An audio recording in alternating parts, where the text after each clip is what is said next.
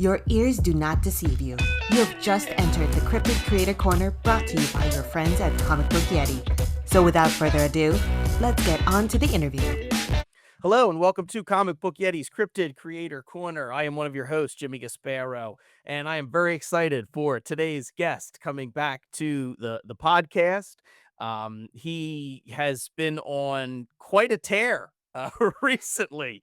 It seems like he's everywhere in comics, including the new DC Vertigo series, The Peril of the Brutal Dark, and Ezra Cain mystery.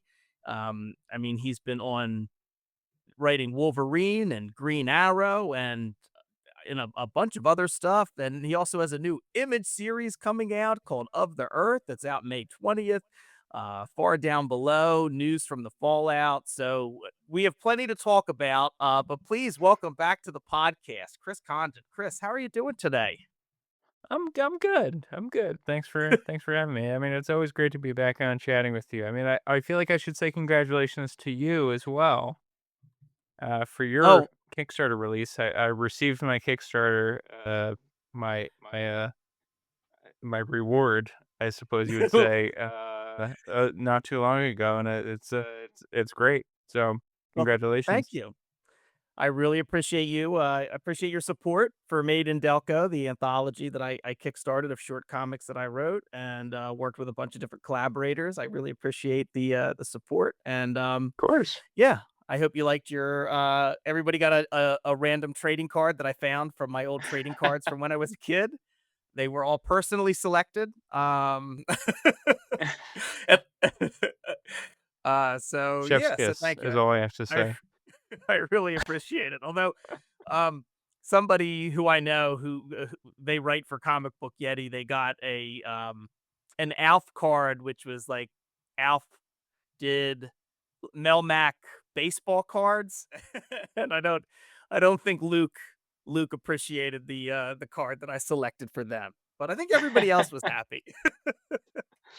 No, I'm a happy uh, camper. well, thank you. I appreciate it. So yeah, I mean, that Texas Blood was excellent, and you followed that up, the Enfield gang massacre, you and Jacob Phillips, um, and then you've done a couple of different series since then. With I mentioned them earlier on, but far down below, you did with Mad Cave, news of the Fallout, um, which was that an Image series? Yeah, News in the Follows Image. Yeah, and so now you are like one of the first books with The Peril of the Brutal Dark and Ezra Cain mystery, and back with Jacob, back Yep. with Jacob Phillips, and it's like, I mean, really the first new release of the Vertigo. I mean, I guess technically, I think it was a nice house by the sea #7 is now like under the Vertigo imprint, but yeah, this is like the first I think brand new Vertigo book that just came out um at the end of February. I think February 25th was the release date, and I mean, I went into it. I love going into things not having like any idea. Like I had seen the Vertigo news, but I kind of stayed away from like what everything was about.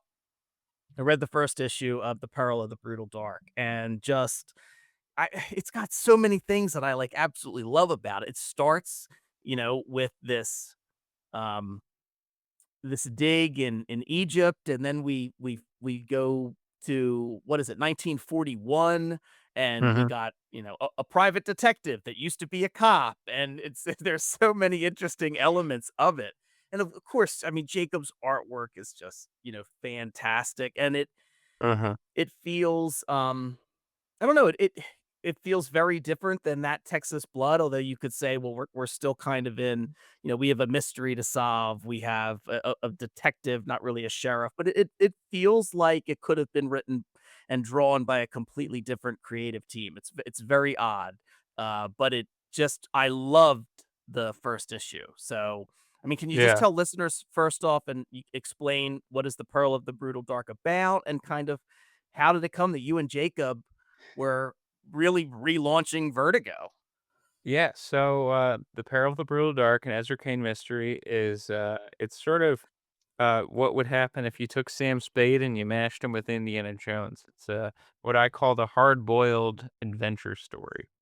And it's sort of what I took all these things that I loved in my youth, like things like Indiana Jones and noir storytelling and things like Batman the Animated Series, and I just threw them all into, the cauldron, and I just boiled it down, and I came up with, this idea. And it is about a private detective named Ezra Cain, um, who is he is following two uh, uh, uh, uh, cases that may or may not be intertwined and may or may not have the fate of America in the crosshairs. So that's sort of the pitch. A very rough pitch, but it's set 1941, November of 1941, so it's right before Pearl Harbor in December of 1941, which was on purpose. It's also 1 month after The Maltese Falcon was released in theaters in October of 1941, the great John Huston film starring Humphrey Bogart and Sidney Greenstreet and Peter Lorre. And yes, it's a love letter to the things that we love. And it is different than Texas Blood. It's not as slow and methodical and sort of it's got character moments, but it's very much about the action, very much about the adventure, very much about the mystery. And how this came about was when I was in high school. I actually was writing and drawing it as a comic book myself, which is a funny thing to say now, considering I'm only associated with writing. But I was Yeah. writing and drawing it as a comic myself, and I have a few of those pages still. And in fact, I've shown Jake some of them, and it's kind of funny seeing how some of them are similar and some of them are different. Um, but yeah, this was an idea that I just really loved and kind of it stuck around. I first was, like I said, doing it as a comic in high school, and then in college, I took a screenplay class and decided to try and work on it as a screenplay for that class. It was almost just like, well, I have this thing, why not, try to work it out a little bit, and get credit for it, and maybe come out with some work on the other end too. Um, so that I tried to do that, and then that didn't really end up panning out, and then I finished the course, and I think got a fine grade in it, but it just never ended up going anywhere. And then in 2020, when Jake and I were coming out with that Texas Blood, we were actually put on hold because of the pandemic. So we decided to start a Patreon account and start releasing a digital comic, and that digital comic was called Brutal Dark. And we only did 3 issues because Image put us back on very quickly, which we didn't expect. Yeah. And so they put us back on very quickly, and so we had to start doing that Texas Blood. So we had to kind of pivot on what the Patreon was going to be, and so we stopped doing the comic and we started doing other things, podcasts, newsletters, things like that. Yeah. Um, but yeah, it's just been this thing that's kind of stuck around for me forever because it's all, like I said, it's just kind of all these things that I love, and same thing for Jake. I think Jake loves all these things as well, and we had started it in 2020, and we had kept saying to ourselves, "We'll finish it one day. We'll finish it one day. We'll finish it one day." And the thing with Image is that, like, you don't get a page rate necessarily, and so we were working on for the back end on that Texas Blood, the Enfield Gang Massacre, and so we kinda thought once we're finished with that Texas Blood, we'll come back to doing Brutal Dark. But then, Chris Conroy came knocking and offered to do it at Vertigo, which was really exciting. He didn't know that we had this project. It kinda worked out that he wanted us to do a kind of Indiana Jones style story, an adventure, noirish story, and I was like, "Well, I got that already." So so it was kind of just, putting together a pitch, and DC really liked it, and, it's a dream come true for That's real. awesome. So were the just because I'm not familiar with the Patreon, like at least that part of it, uh, was it the same like type of story, or was it just something in that kind of universe? So there was so we started the comic, and the comic was this story. Um, but it was different. So there was no opening prologue set in 1913 in Greece. There was some other stuff that was similar in it, but it's kind of fun looking back now at it and kind of seeing how we improved. It's kind of a similar in a similar vein, but we didn't really get that far with it. Okay. At a different point, I did decide to start doing serialized short stories. That was a different story. I forget what it was, like the Cold Dead or something like that is what it was called. Um, and it was like a different story. And I started doing that at a certain point.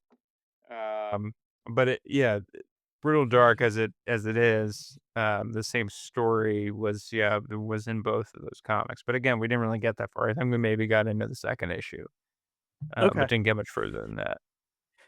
I think the interesting thing is um the the Peril of the Brutal Dark, it feels more like a first series.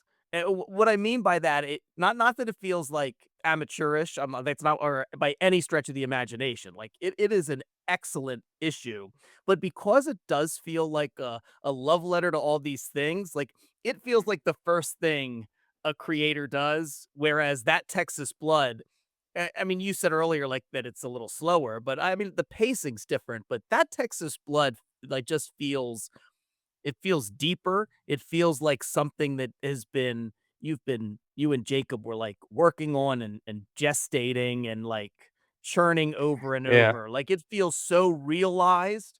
Um it's just like it feels that text the Pearl the Brutal Dark feels like the first thing. Like I love all these things. I love Egyptian archaeology. I love pulp stories. I love Indiana Jones. I like the Maltese Falcon. You mhm. know, it's very Well, I mean, it interesting kinda that you was. have kind and that I'm not surprised that's to hear you say then that it was something you had worked on earlier, Yeah. came up with in high school and college, but you know, but now you've gotten to this point where you have done that Texas Blood, you have done the Enfield gang massacre, and you know you know how you're not drawing it yourself. Jacob Phillips is now working on it. It's very I would love to see like how that story changed and evolved, especially once Jacob started working on it, you know, over the Yeah. years to get to this first issue we have now.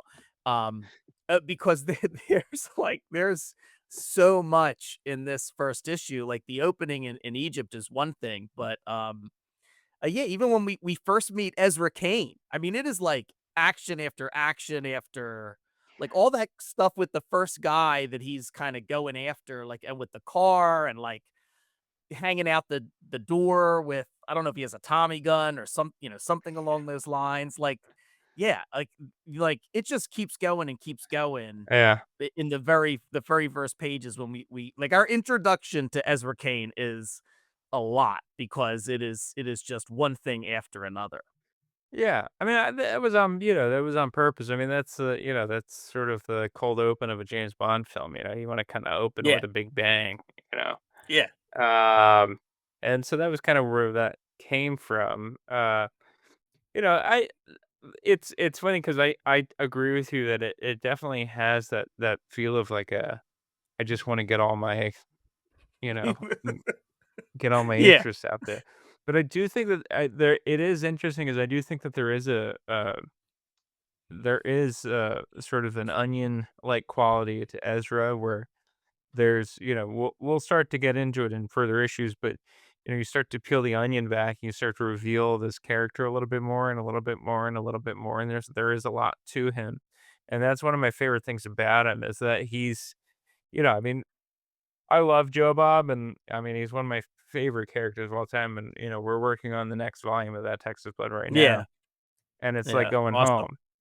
And I mean, it truly is just like going home. I mean, it's like it's one of the easiest things to write, just because I feel like I can get into his head at any point. But at the same time, Joe Bob is a fairly simple character. He doesn't really have, I mean, he's not like simple. I'm not like saying like he's an idiot or anything like that. But Well, he yeah, I mean, I mean, you but he wrote lives him, a so I'm simple not telling. life. Yeah, he has very plain interests. Like it's more so like Joe Bob, and I'm not telling you anything you don't know because you wrote him, but for listeners, like he knows what he's about.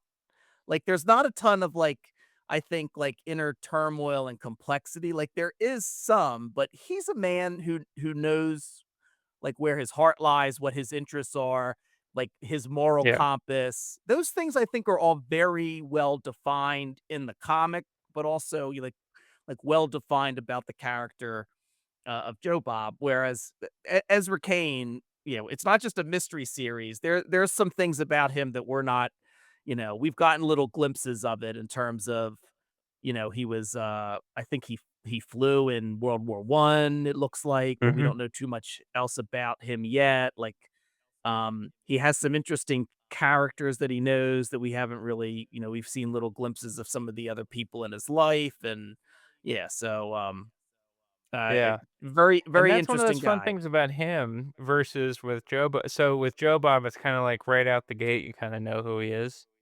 Yeah. And vice versa with Ezra. I feel like it's that onion quality again, not to, keep going back to a Shrek metaphor, but, it's like you slowly are like peeling back these layers and you sort of get more and more out of him. And that goes into because we're working on a sequel right now. I mean, we're just in a proposal stage at this point, looking to get approvals from DC just because, the way that we set up the series is that we take a break like we do with that Texas Blood. So we have a little bit more time to play than, a series like End of Life or Bleeding Heart, where the Bleeding Hearts, where they are, ongoing, continuing series. We are a continuing series that has gaps in between. So we have a little bit more time to play with things,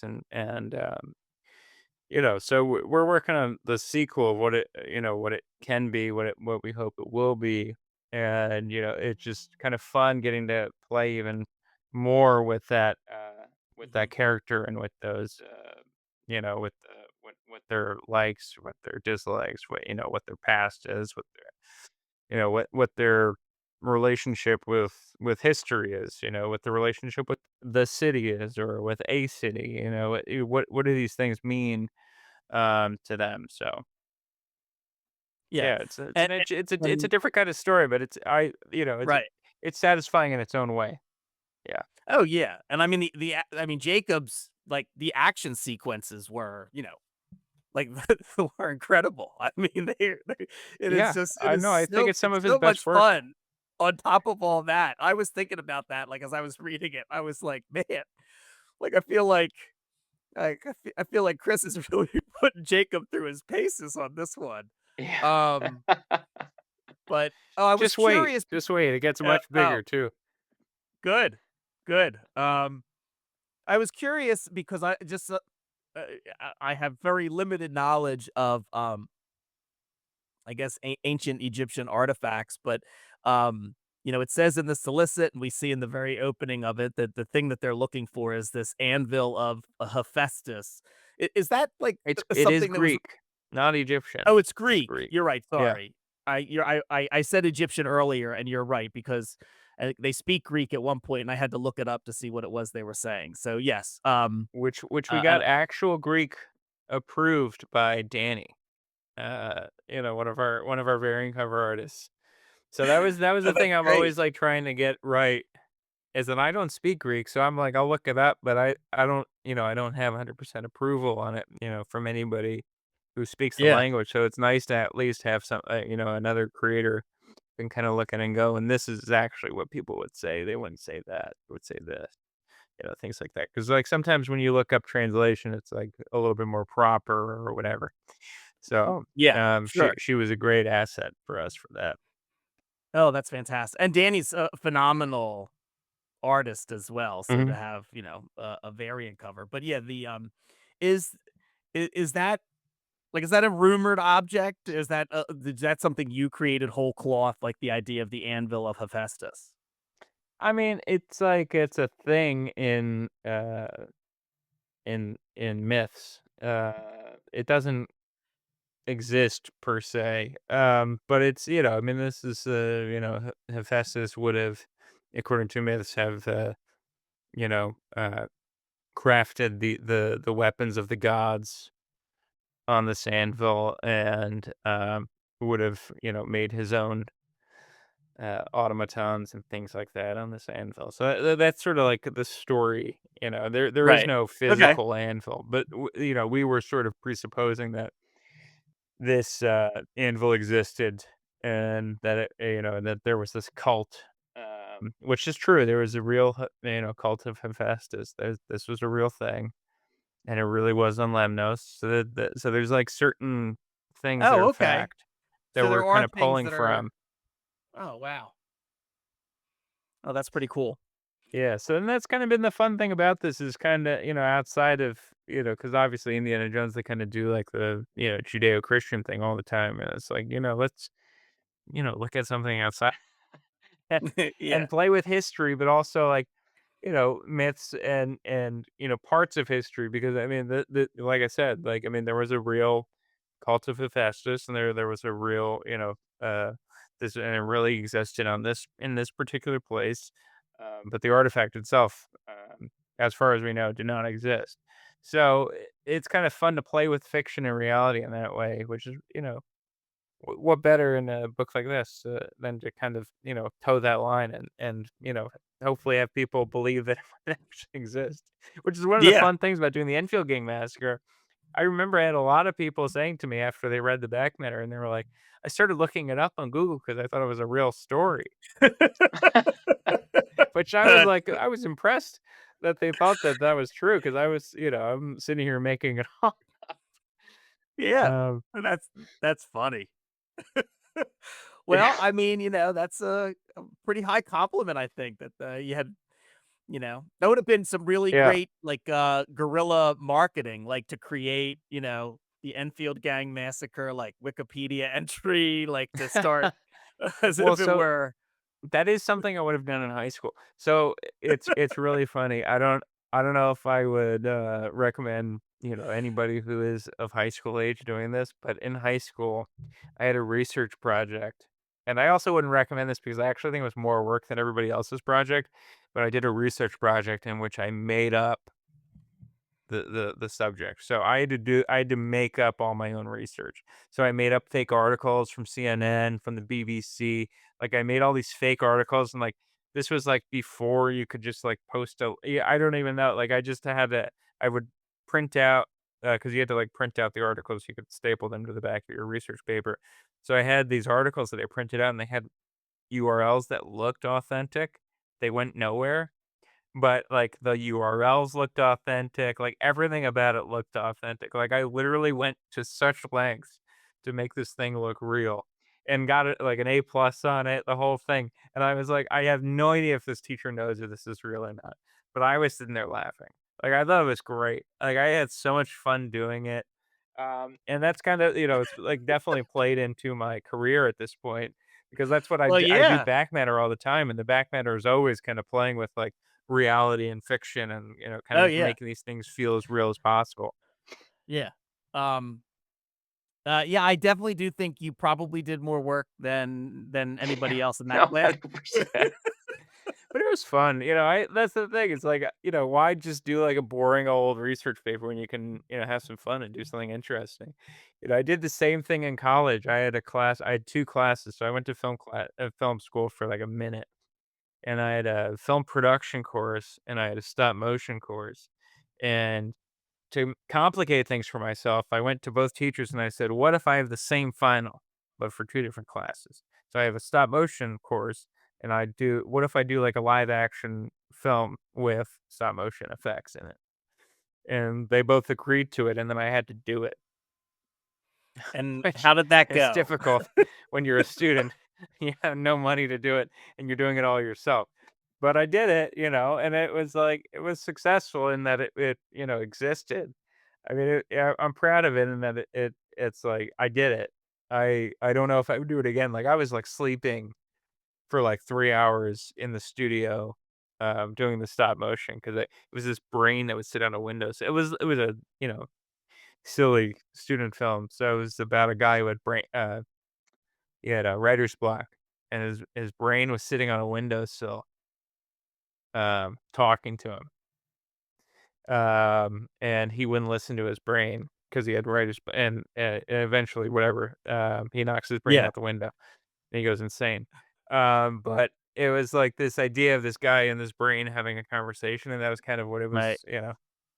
So did you have to be the guy too, or did you have like somebody else No, like act to be the I guy? cast an actor for that. Yeah. You cast an actor for that, but all the brain stuff was all the stop motion stuff. Oh wow. Yeah. So I mean, it was fun, but it was a lot of work. But you know, at the end of the day, like for me, I'm always kind of thinking about like what would be the most fun, and sometimes the easiest thing isn't the most fun thing. So it's like I'd rather give myself a little extra work and come out with something at the end of the Yeah. day that I feel really proud of, and that I feel um was worth the time. Yeah. Not just phoning it in or something like that.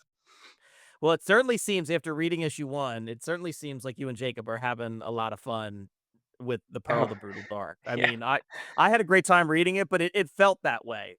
It felt like you guys were having a lot of fun making it. Like it's a fantastic first issue. So, Thank you. Yeah, no, I mean, yeah. and I feel like it's one of those things where it's like I really love the first issue, but I do feel like it just gets better and better as it goes along. And I think I may have 3 or 4 issues completed. I'll have to send them to you. And that way, when you talk about the book, you can go, I've read the rest of them, and the first one's great, and the rest are not. No, I'm really proud of the book as a whole, and so is Jake. And Yeah. like I said, it's just like the idea of doing the book and the way that we're doing it, and I think that you would want to do this in any book of this kind, but you want to go big, you know.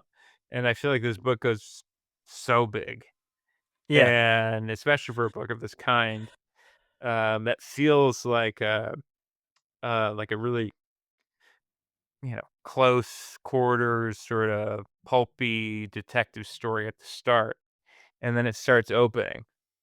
And that's, like, the fun thing about the book as it keeps going along is that it opens up and it gets big and it gets big and it gets big and it gets bigger, and then you're like, "How big is this gonna get?" And then it gets super big, and it's so fun to get to do that with Jake and just get to see the art coming in, and again, I've said this a million times, but it's his best artwork, I think, to this point. Yeah, it You know? it it looks awesome, and it's a lot. I think in terms of not to say like to mention the pressure, but people have been looking forward to Vertigo coming back, and like for it to be one of the 10 Vertigo series and one of the first issues out of the gate. I think it shows that DC has a lot of faith in the Mhm. work that you have done, and I mean, I think it's phenomenal. So I'm looking forward to a lot more uh, issues, and I'm looking forward to the rest of the Vertigo line too. I mean, DC's been,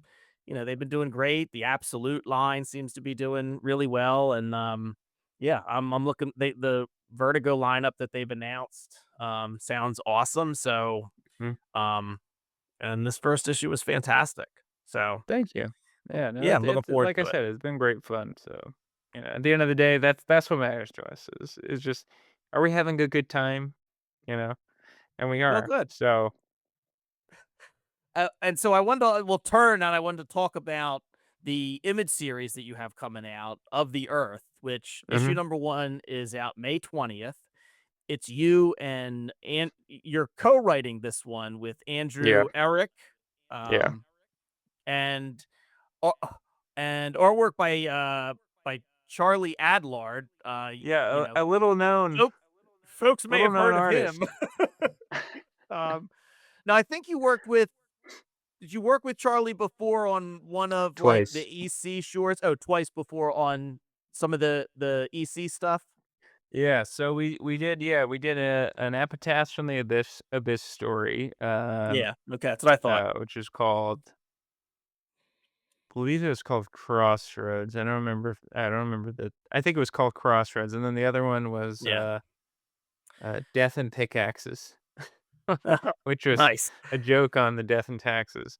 Yeah. Uh, All those um, all those EC stuff like Epitaph of the Abyss, the Cruel Kingdom, Cruel Universe, like they have just been jam-packed with so much talent, and all of those Mhm. books have been wonderful. Like, sometimes I'll just go in and I haven't been getting all of them, but I'm just like, if I know somebody or if somebody whose work I liked, I'll just grab a random issue. And the best thing is that, there's 3, 4, however many stories in there, and I'm always discovering something else like that's wonderful in yeah. those books. But yeah, so now you're co-writing this. You have Charlie Adlard on the artwork. So you sent me issue 1 and 2, and yeah, Pretty intense, right? like, oh my god, it is it is so disturbing. I mean, like, that. I never want to spoil things, but there's it basically starts with this woman, Tabby, is leaving, and you kind of you overhear a you hear a conversation that she's having. You don't It's how it you don't really get like what's going on at first, but then it's clear she is leaving someone. She is striking out on her own. And there's this scene with an animal in the road that I think is probably just talk about setting up a comic with a feeling of, uh, I don't know, like anxiety, helplessness. There's just Yeah. something there's it's like one emotion like after another that I felt like I went through it. I went through what Tabby did like as a reader. Mm. It was just what a way to kind of like start off like her journey. And then you have with what's going on, you have basically a car behind her because she's on the road, and the sound effect is going on, as if the car is just blaring the horn. And I think it's Hassan lettered it. And Mhm. uh, yeah, just uh, why? That's my question. It's my question, Chris. Why is this comic? Why did you do this to me on a Well, so Tuesday? that particular scene was actually the impetus for the whole story. Was I kind of had this idea, and I was like, "Dang, that's really intense." Like that's like, I love a good thriller. I really love a good suspenseful scene, and I couldn't think of anything more suspenseful than this scene. There was something about it I just kept coming back to. And I kind of built a story around that. Was like, who is this woman? Why is she here? Like, what is happening? Why is she reacting in the ways that she's reacting? And that kind of became the impetus for the whole story. And um, why why do anything? I mean, no. So, listeners, you don't know exactly what we're talking about in terms of this scene. You just know that Tabby's driving to get Yeah, away from somebody, and this Yeah. something happens with an animal, and it is, without a doubt, it is one of the most like stressful. I think I can't think of another comic that I've read in recent memory that made me so stressed out reading it. Like yeah, that seemed to be the desired effect. And just I yeah. mean, Charlie's artwork's incredible. I believe Pip Martin colored it.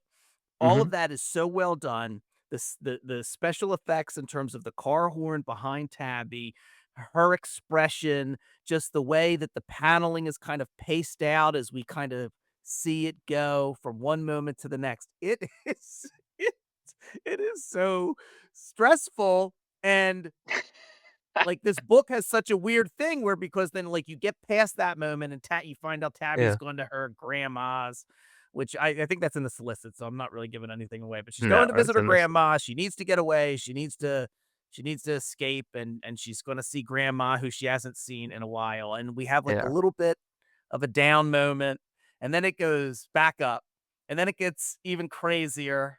and then it goes down again, and then it's just right back up. Like it is, it is such, it is, it feels so different. Again, it feels so different than anything you've done. Like Yeah, it's so different than the Peril of the Brutal Dark. It's different than that, even though I think it's set in Texas. it is set in That Texas. it's Yeah. so different than that Texas blood.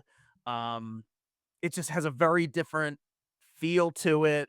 Yeah, I mean that those first 2 issues are something else.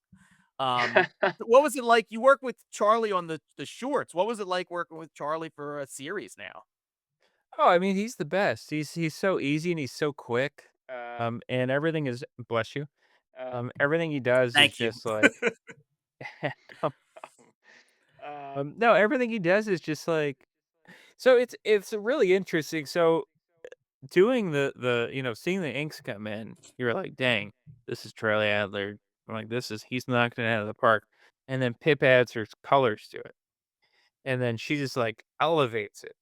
And I think that again, not to, I'm not there's no hyperbole, but this I think is some of the career best work from her, especially in subsequent issues. There's some really beautiful colors that she's bringing into it, especially as the series sort of starts in the morning on one day, and then you get to the evening, and then it goes through the night, and then into the morning of the next day.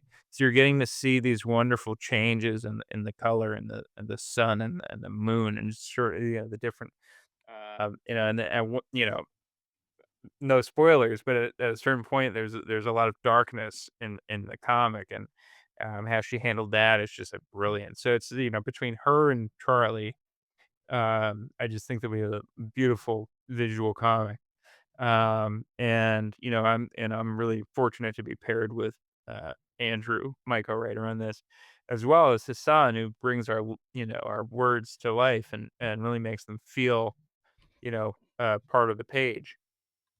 Um, but, yeah, I mean, to work with Charlie, I mean, I don't know how to, describe it 'cause, I mean, it's just, I feel really fortunate. I mean, it's crazy because, sure, I would always dream of working with him, but it was I was really fortunate was that he really loved that Texas blood. We had met each other briefly in 2021, and he liked me, and he had wanted to work together.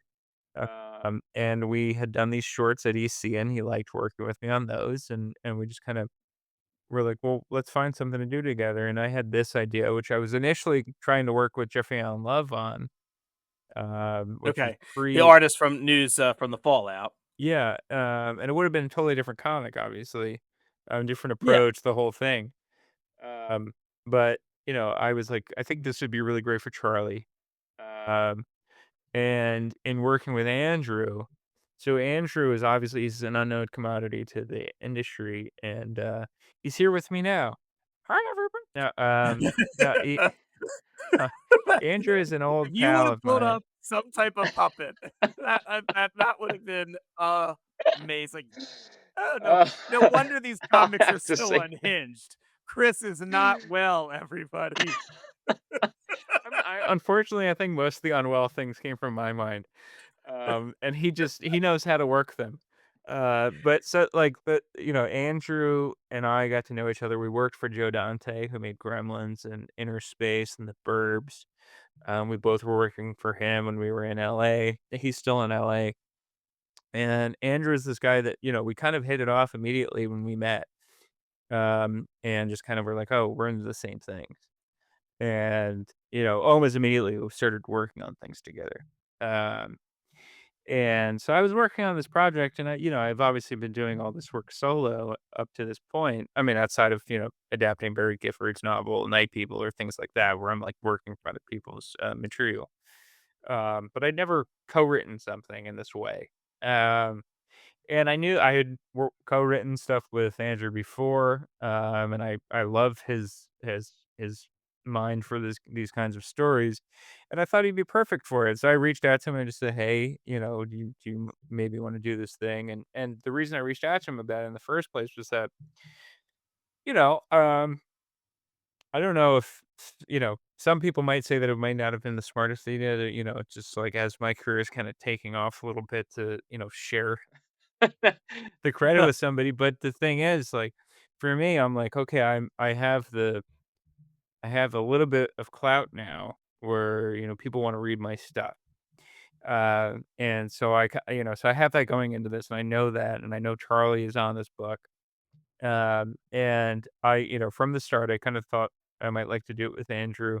And I asked him, like, would you be interested in doing this? I think it'd be really great for you.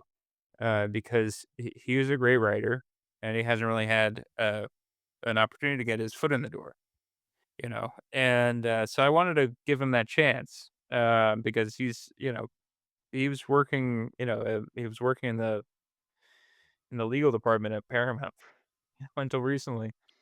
Okay. And That's I just, awesome. I think that's I was great, like, Chris. yeah, so I was like, let's try to find you something creative, which is something he's been striving to do and wanting to do and has been working at, but just hasn't been able to get anything out there. And this is the perfect kind of story for him. So we approached it with, it's my story. I wrote the outline, pretty lengthy outline, and then we split the issues so that I wrote issue 1, he wrote issue 2, I wrote issue 3, he wrote issue 4, but we would revise together so that every issue would feel cohesive and a whole, and it wouldn't feel like one writer did this one and one writer did this one. Yeah. And if we did our work right, I would hope that issue 1 and 2 felt the same. They didn't feel different. Yeah. I And mean, they're very consistent in terms of like tone, pacing, like yeah, everything. Like what 1 and 2, they feel very cohesive. Um, yeah, both very disturbing. that's all I got. That's all I got I for. mean, I don't know when the But yeah, so solicit when the, yeah, when you go to like Image's website and it's like of the Earth, eco horror, Blood Simple meets I don't know Tremors or meets The Thing. it's I yeah, was we just said like, Tremors, yeah, but it's a little bit of Tremors, it's a little bit of the thing, but it's also there's yeah. another horror film, which is it's I don't know if it's technically a horror film, but I consider it a horror film. It's an Australian horror film. It's called Wake and Fright. Oh, And it's I one of don't the know most that one. intense films I think I've ever seen. And it's, if you want to kind of get the vibe of what Of the Earth is, I would ask people to seek that out. It's very intense. It's about a guy who basically he misses his transportation back home. So he's stuck in this podunk town in Australia in the middle of nowhere in the outback. And he spends a night that turns into a drunken, just insane, uh, you know, it horror tinged, but it's just more so just like the depravity of humanity and just like what people do, when left to their own devices. And that was kind of All what, right. we wanted to kind of get at with, with Of the Earth to a certain point. But yeah, I mean, there's definitely the eco horror element of it, which we get into in later issues, and it's just such a great joy to get to, how lucky am I to get to collaborate with, not just these great people like Charlie Adlard, but also with my some of my best friends like Andrew and Michael Tivey, who's doing the design on the book as well. And obviously Pip is somebody who got her start in the industry working with me and Jake on That Texas Blood, doing Oh yeah. you know, the the flats Yeah. for Jake. So it's just, it's great fun to be able to do that and kind of get to do different things and try to, Yeah. not have every project feel the same, which is, I was really um kind of honored to hear you say that because I mean, I would hope that everything I do feels a little different, and maybe that's a little frustrating for some people. Is that one project feels one way and then another project feels another. But that's how I would want my career. I want to be trying different things, pushing myself into different uh, situations, and see if I can get myself out of them. And I love that. Yeah. That's one of the best I things about being a I creative mean, for I me. just that Texas Blood was, I got into it a little late. I didn't jump on as soon as it came out, but I think you guys were into like the second arc by the time I had picked it up and started reading it. And Mhm. I just thought it was like thought it was wonderful. And I would so there's certain writers that I mean I love comics, I love the art of it, but I always tend to follow writers more so than I have a tendency to pick up a comic book more so for a writer than an artist. I know other people are different because it is a visual medium, but Mhm. no, no shade to whatever it is like you do. But yeah, I mean, I've loved the stuff that you've done. Like Far Down Below felt like it was written like specifically with me in mind. I was just like, It oh, this is was. exactly. Yeah, thank you. I was like, this is I exactly sat what down and I said, I want to "What read. would What Jimmy would want?" Jimmy? And you nailed it. 10 out of 10. No, but I saw a lot. I mean, I was excited for you to be on Green Arrow. I saw a lot, I really liked it. I saw a lot of other people were talking about that they like really enjoyed your run. Um, and yeah, it's like of the Earth, I'm that you listeners. Look, even if you're listening to this episode and you don't like anything Chris has done, which I don't know why you'd be listening like this far in. We're like 45 minutes in. So I think that's kind of that's nutty. But thanks for listening, even if you don't like Chris. But even if this doesn't sound like anything up your alley, you have to at least get issue 1 of the Earth Yeah. because it has just it the ending is worth it. Where what issue 1 is just it's just something So else. I think you read an earlier copy of it. So one of the things that we did that I think is interesting, and I kind of was toying with the idea of it, and I kind of ran the idea around with some friends like Alex Packnadle and a couple other friends that are, Hmm. steeped in comics lore. I was like, I don't know if I've really seen this before, but we actually moved the back matter to the front. So we actually open with Prost now, which is something that I've never really seen. I mean, Alan Moore kinda did it in, Yeah. Providence, but that was diegetic, Okay. and the way that it feels now, because I mean, you read an earlier version of so the way that it feels now with the back matter in the front is like in the Texas Chainsaw Massacre, where you have the opening crawl and you have the voiceover of "The Texas Chainsaw Massacre," and Oh, I it love adds this that. sort of, like, foreboding to it, and you were expecting this one thing, and then when you turn the pages to the comic, and all of a sudden you're reading this neo-noir, neo-western, and you're like, "What is this?" And then you get to the Yeah. end of the book, and you're like, "Okay, what's happening?" And Yeah. I Oh. it's Oh, a I love really that. interesting, kind of thing to just play with and just get to play with, where you Yeah. put things in a book. Because why does it just Yeah. have to be in the back? Why can't you put it in the front and things like that? So, I mean, I'm sure we'll turn some people away when they pick up the book and they flip it open, they go, "Oh, I gotta read," you know? Um, Oh, no. No, there were I was thinking of I like that. I mean, I want the story presented to me and however the creators want to present it. I like to read. I don't mind reading.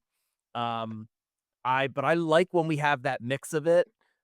Mhm, When Lonnie Nadler and Zach Thompson and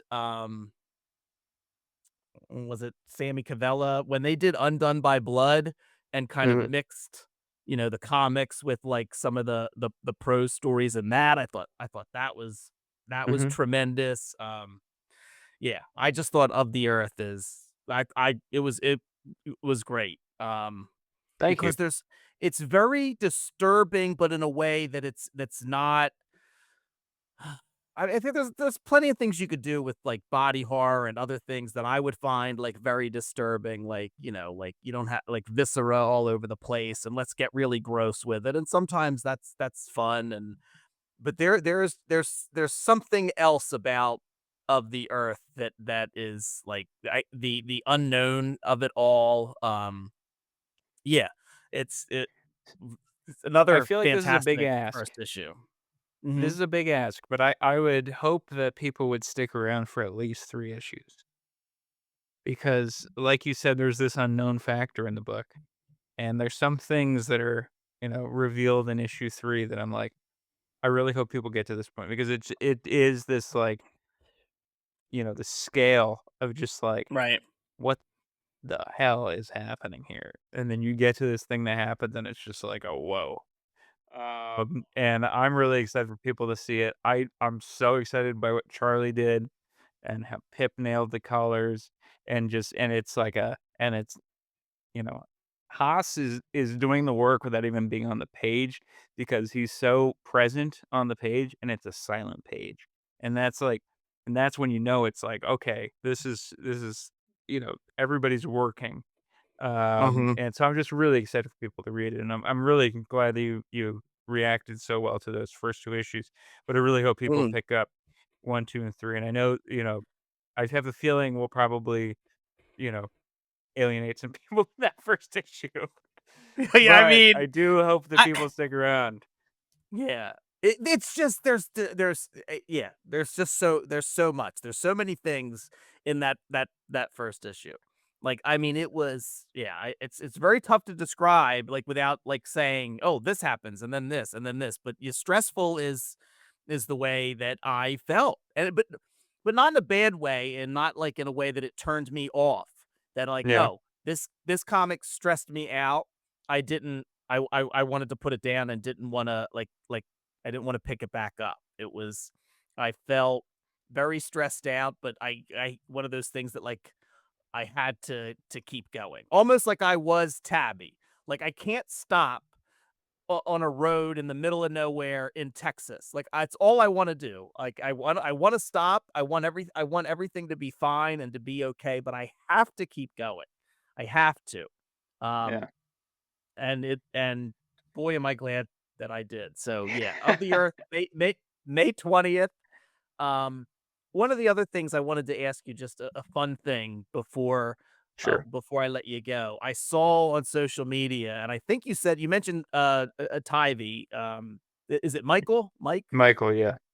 Michael Tivy. You mentioned him, and I think that you had posted about something where I don't know if you were doing a signing at a brewery in New Jersey, and they had brews from the Fallout, and Yeah. they had two different beers that were, So we had 2 with beers, yeah. designs.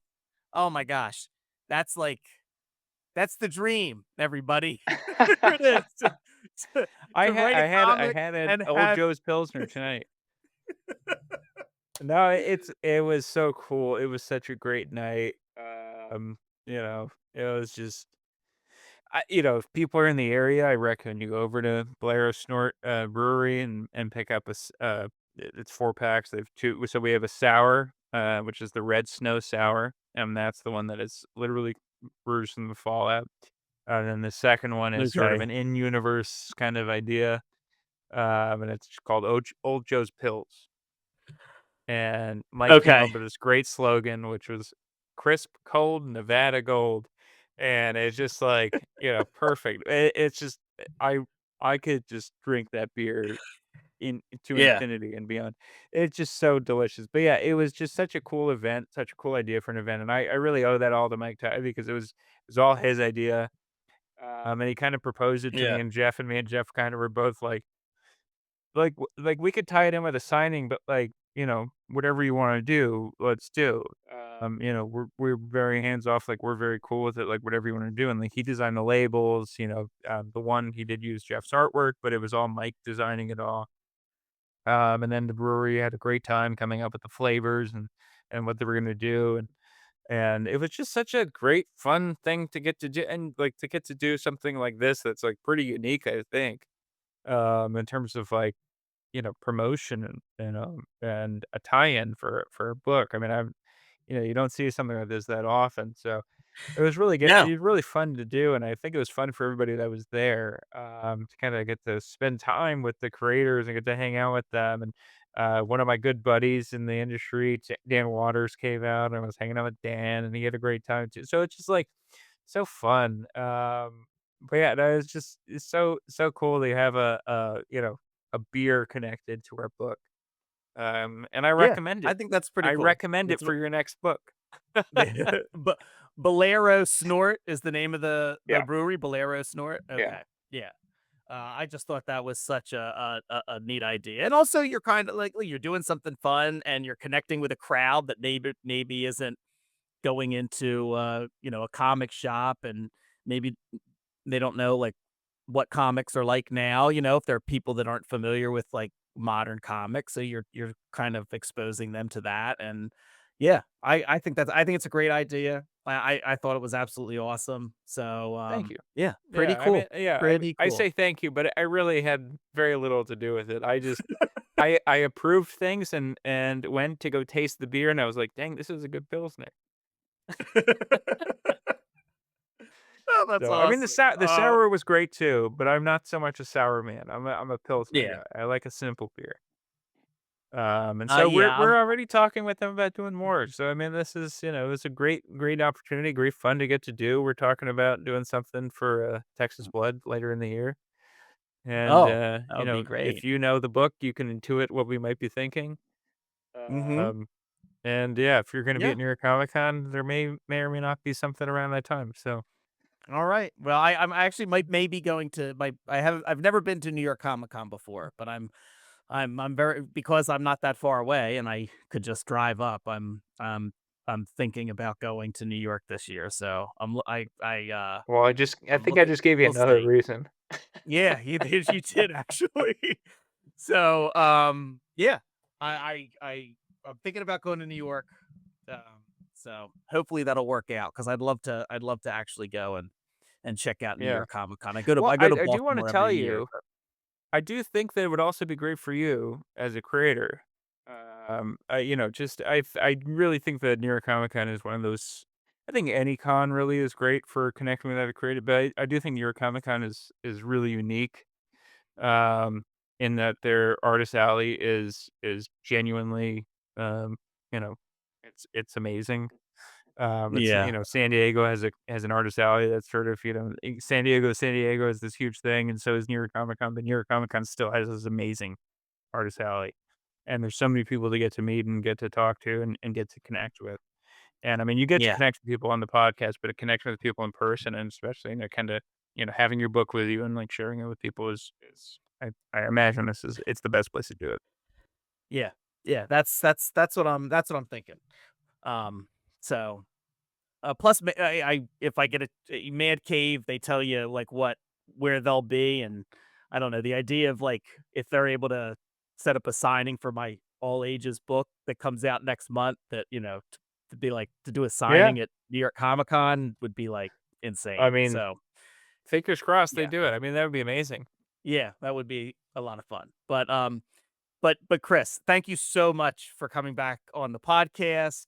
Listeners, the Peril of the Brutal Dark and Ezra Cain Mystery, issue 1 is already out. Came out February 25th.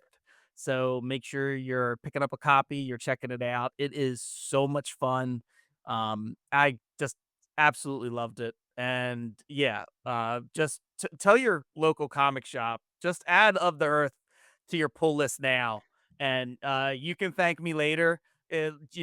Just send me a message at like 3 in the morning when you can't sleep. After you read it, that's fine. That's fine. It is a I'll horror book. respond. Yeah, it is. There's no doubt about it.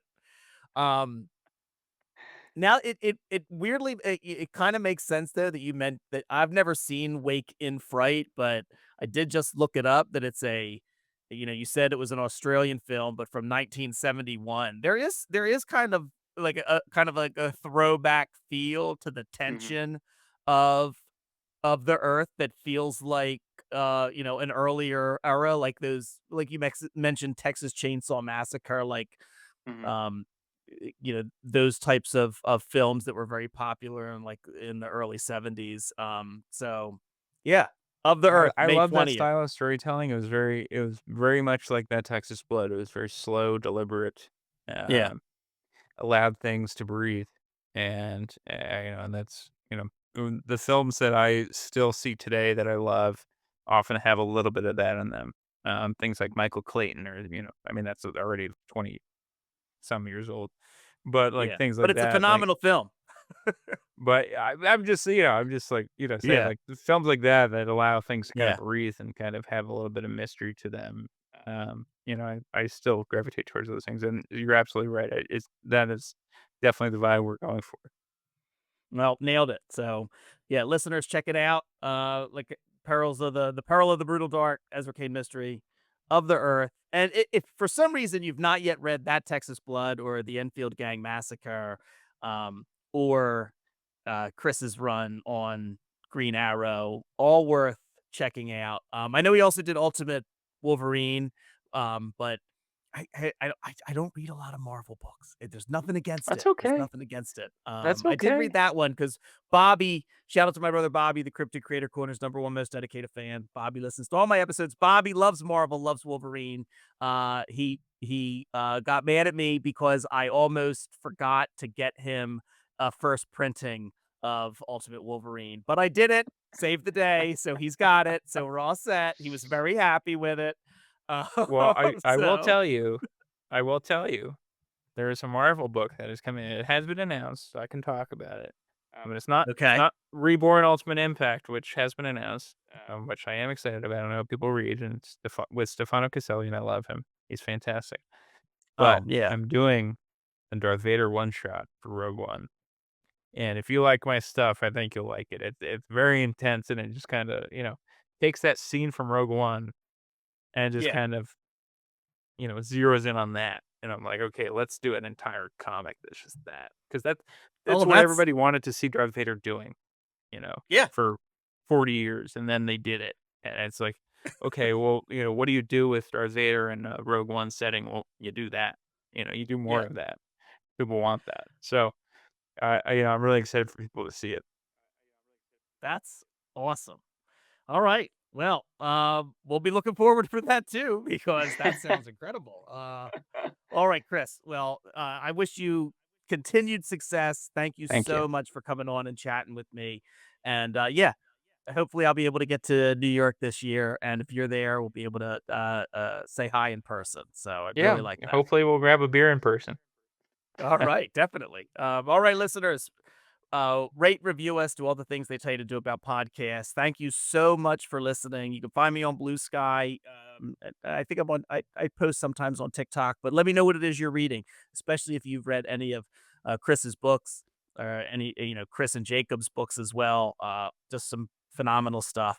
But yeah, definitely tell your shop you want Of the Earth, like no doubt about it. Chris and Andrew and Charlie, I mean, are crushing it. So, Thank all you. right, thank you, and thanks for listening. I'll see you next time. Good night. Good night.